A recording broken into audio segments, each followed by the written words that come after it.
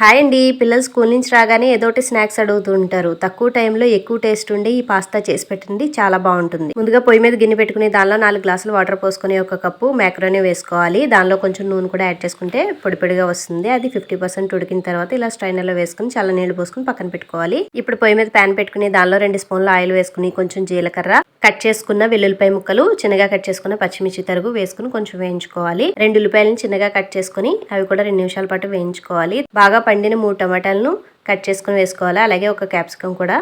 వీటిని బాగా వేయించిన తర్వాత కొంచెం పసుపు, కారం, ధనియాల పౌడర్, గరం మసాలా, కొంచెం పెప్పర్ పౌడర్ వేసుకొని కొంచెం వాటర్ పోసుకొని ఒక 5 నిమిషాలు ఉడకనివ్వాలి. వాటర్ దగ్గరికి వచ్చిన తర్వాత రుచికి సరిపడా ఉప్పు, ఉడకపెట్టుకున్న బఠానీ, మ్యాక్రోనీ 2 వేసి బాగా కలుపుకోవాలి. ఇలాంటి ఈజీగా చేసుకునే వంటల కోసం మన ఛానల్ సబ్స్క్రైబ్ చేసుకోండి, బెల్ ఐకాన్ నొక్కండి. ఇప్పుడు కట్ చేసుకున్న కొత్తిమీర, కొంచెం నిమ్మరసం వేసుకొని స్టవ్ ఆఫ్ చేసుకుని సర్వ్ చేసుకోవడమే. మన మసాలా మ్యాక్రోనీ రెడీ. టాటా.